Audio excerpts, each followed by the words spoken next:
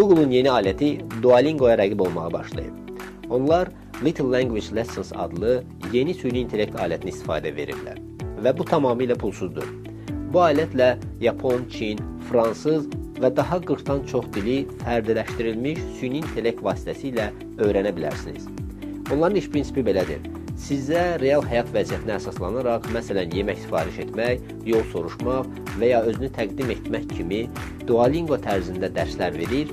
Bu da təsadüfi sözlər öyrənmək əvəzinə həmin anda sizə lazım olan sözləri və qrammatikanı öyrənməyinizə kömək edir. Amma ən maraqlı funksiyası isə Slang Hang adlanır.